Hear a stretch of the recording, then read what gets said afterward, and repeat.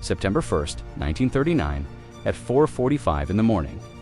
German forces crossed the Polish border. Within hours, the Luftwaffe filled the skies, and panzer divisions carved through defensive lines with unprecedented speed. This was the beginning of the deadliest conflict in human history, a war that would consume 6 years, claim over 70 million lives, and reshape the world forever.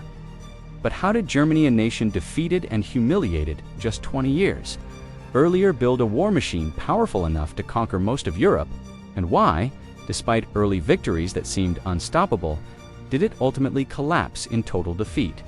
This is the complete story of Germany's war. From the lightning strikes of Blitzkrieg to the final battle for Berlin, from triumph to catastrophe.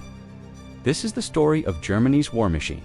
To understand Germany's war, we must first understand what came before it.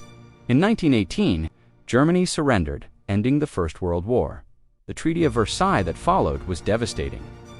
Germany lost 13% of its territory, all its colonies, and was forced to accept sole responsibility for the war.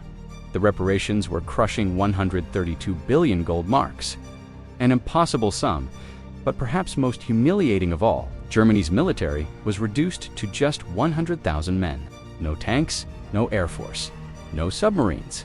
The once mighty German Empire was now a shadow of itself. Then came the Great Depression. By 1932, 6 million Germans were unemployed. Hyperinflation had destroyed life savings. Democracy seemed to have failed. Into this chaos stepped Adolf Hitler and the Nazi Party. Hitler's message was simple and seductive. Germany had been betrayed. The Treaty of Versailles was a crime. Germany deserved to be great again, and he would make it so. In January 1933, Hitler became chancellor. Within months, democracy was dead. The Nazi dictatorship had begun. But Hitler didn't just want political power. He wanted military power, and he wanted revenge. In secret at first, then openly after 1935. Germany began to rearm. The Luftwaffe Air Force was rebuilt from nothing into one of the most powerful in the world. The Wehrmacht, the Unified Armed Forces, grew from 100,000 men to over 3 million by 1939. Panzer division tank units were created, trained in new tactics that would revolutionize warfare. This wasn't just rearmament, this was preparation for war. Hitler's strategy was clear: expand Germany's territory, unite all German-speaking peoples, and establish what he called Lebensraum, living space for the German race in Eastern Europe. In 1936, German troops marched into the demilitarized Rhineland. The world did nothing. In 1938, Germany annexed Austria. The world protested, but did nothing. In September 1938, Hitler demanded the Sudetenland from Czechoslovakia. Britain and France agreed, hoping to preserve peace, but Hitler wasn't finished. In March 1939, Germany occupied the rest of Czechoslovakia. Now, Britain and France finally understood. The next target was obvious: Poland, and this time they would fight. September 1st, 1939. Germany invaded Poland with 1.5 million men, 2,750 tanks, and over 2,000 aircraft. What followed was unlike any war the world had seen before. This was Blitzkrieg lightning war. The concept was simple but devastating. Use concentrated armor and air power to punch through enemy lines at high speed. Then encircle and destroy the enemy before they could react. Stuka dive bombers screamed down to destroy Polish fortifications and spread terror. Panzer divisions raced deep into Polish territory, cutting supply lines and surrounding entire armies. The Polish army fought bravely, but they were overwhelmed. Their cavalry charges against German tanks became symbols of hopeless courage against modern warfare. The Soviet Union invaded Poland from the east. As agreed in the secret Molotov-Ribbentrop Pact, Poland was crushed between two giants. By October 6th, it was over. Germany had conquered Poland in just 36 days. September 1st, 1939. Germany invaded Poland with 1.5 million men, 2,750 tanks, and over 2,000 aircraft. What followed was unlike any war the world had seen before. This was Blitzkrieg lightning war. The concept was simple but devastating. Use concentrated armor and air power to punch through enemy lines at high speed. Then encircle and destroy the enemy before they could react. Stuka dive bombers screamed down to destroy Polish fortifications and spread terror. Panzer divisions raced deep into Polish territory, cutting supply lines and surrounding entire armies. The Polish army fought bravely, but they were overwhelmed. Their cavalry charges against German tanks became symbols of hopeless courage against modern warfare. The Soviet Union invaded Poland from the east. As agreed in the secret Molotov-Ribbentrop Pact, Poland was crushed between two giants. By October 6th, it was over. Germany had conquered Poland in just 36 days. Britain and France had declared war on Germany on September 3rd, but they did not attack. Through the winter of 1939–40, the Western Front was quiet. Soldiers called it the phony war, a war in name only. But Hitler was planning his next move on April 9th. 1940, Germany invaded Denmark and Norway. Denmark surrendered in hours. Norway fell after 2 months of fighting. Then came the main event. On May 10, 1940, Germany launched Fall Gelbcase, Yellow, the invasion of France and the Low Countries. The world expected Germany to repeat the Schlieffen Plan from World War I, a massive sweep through Belgium into northern France. But German planners had a different idea. The main thrust would come through the Ardennes forest terrain. The Allies thought was impassable for tanks. Wrong panzer divisions pushed through the Ardennes, crossed the Meuse River, and broke through French lines at Sedan. The French army, considered the strongest in Europe, collapsed. The British Expeditionary Force and French First Army were surrounded at Dunkirk.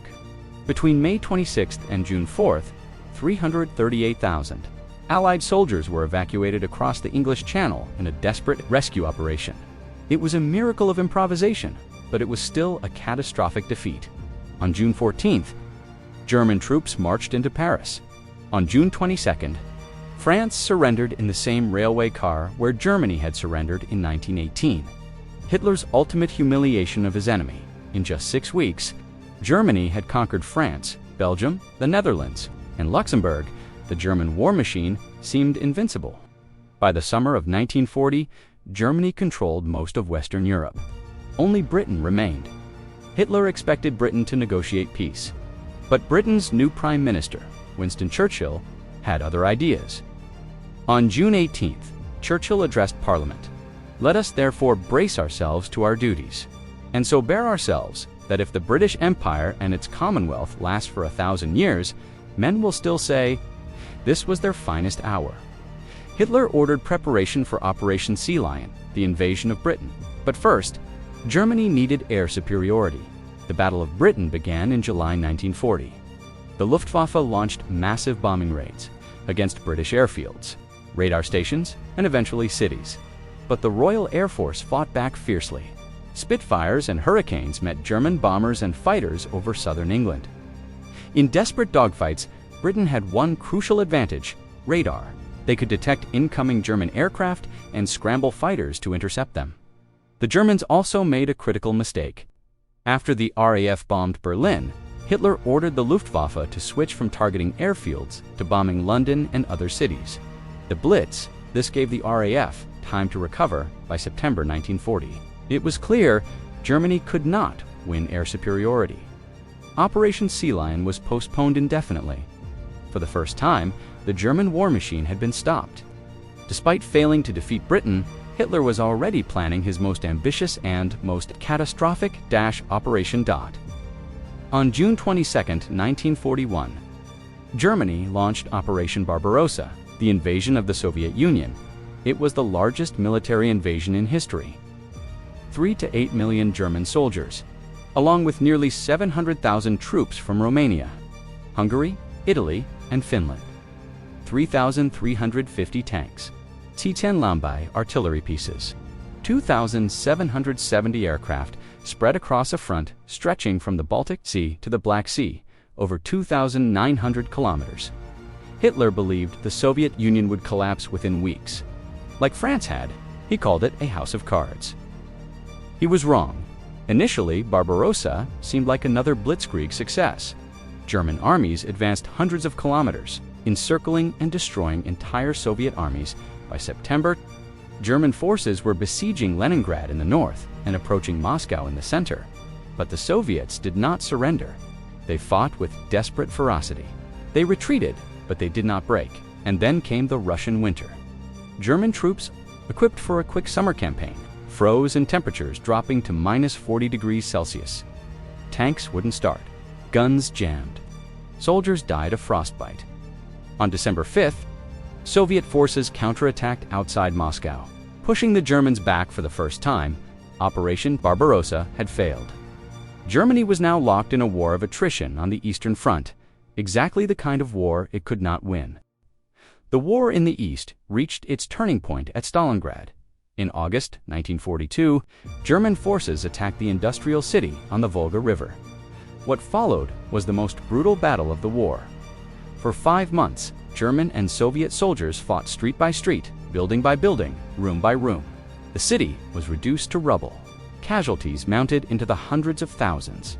In November, the Soviets launched Operation Uranus, a massive pincer movement that encircled the entire German Sixth Army over. 250,000 men. Hitler ordered them to fight to the last man.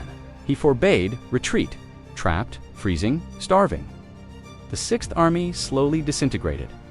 On February 2, 1943, the remnants surrendered. Of the 91,000 German soldiers captured at Stalingrad, only 6,000 would ever see Germany again. Stalingrad was more than a defeat. It was the beginning of the end. While Germany bled in the east, a new enemy entered the war. On December 7, 1941, Japan attacked Pearl Harbor. 4 days later, Hitler declared war on the United States. It was one of his greatest strategic blunders. Now, Germany faced not just Britain and the Soviet Union, but the industrial might of America. In November 1942, American and British forces landed in North Africa. By May 1943, German and Italian forces there had surrendered. In July 1943, the Allies invaded Sicily, then mainland Italy. Italy surrendered in September, though German forces continued fighting there. But the decisive blow would come in France. On June 6, 1944 156,000 American, British, and Canadian troops landed on the beaches of Normandy. Despite fierce German resistance, the Allies broke through. Paris was liberated in August. By September, Allied forces were approaching Germany's western border. Meanwhile, in the east, the Soviet Red Army was steamrolling westward, liberating Eastern Europe and advancing toward Berlin. Germany was now fighting on all fronts and losing on all fronts. From the air, Allied bombers pounded German cities day and night. The British bombed by night. The Americans by day. Dresden, Hamburg, Cologne, Berlin. German industry struggled to keep up. Oil refineries were destroyed. Transportation networks collapsed. The German war machine was running out of fuel, running out of men, running out of time. Asterisk, in December 1944, Hitler launched one final desperate gamble, a massive counteroffensive in the Ardennes, the Battle of the Bulge. German forces achieved initial surprise, but American troops held critical road junctions, particularly at Bastogne. By January 1945, the offensive had failed, costing Germany precious reserves it could not replace. On March 7th, American troops captured a bridge over the Rhine at Remagen. Germany's last natural barrier in the west, Allied armies poured into Germany from the east. The Red Army was closing in on Berlin, crushing the last German defenses with overwhelming force. As Allied troops advanced, they discovered the full horror of Nazi Germany. Concentration camps where millions of Jews, Roma, disabled people, political prisoners, and others had been systematically murdered. The world would never forget what they found at Auschwitz, Bergen-Belsen, Dachau, and countless other camps. On April 16, 1945, the Battle of Berlin began. 2.5 million Soviet troops encircled the city. Hitler, hiding in his underground bunker, issued impossible orders to non-existent armies. On April 30th, with Soviet soldiers just blocks away, Adolf Hitler committed suicide. Berlin surrendered. On May 7th, Germany signed an unconditional surrender at Allied headquarters in Reims, France. On May 8th, the surrender was ratified in Berlin after 6 years and 1 day. The war in Europe was over. Germany lay in ruins, its cities destroyed, its economy shattered, millions dead. The war machine that had conquered Europe had been utterly destroyed. Germany's war cost over 70 million lives worldwide. It brought destruction on a scale never before seen, but from the ashes of defeat, Germany would eventually rebuild not as a military power, but as a democracy committed to peace and European unity. The story of Germany's war machine is a story of technological innovation turned to terrible purposes, of early victories achieved through ruthless aggression, and of ultimate defeat brought by strategic overreach and moral catastrophe. It remains one of the most studied conflicts in history, a stark reminder of what happens when militarism, nationalism, and totalitarianism combine. This was Germany's war. May we never forget its lessons.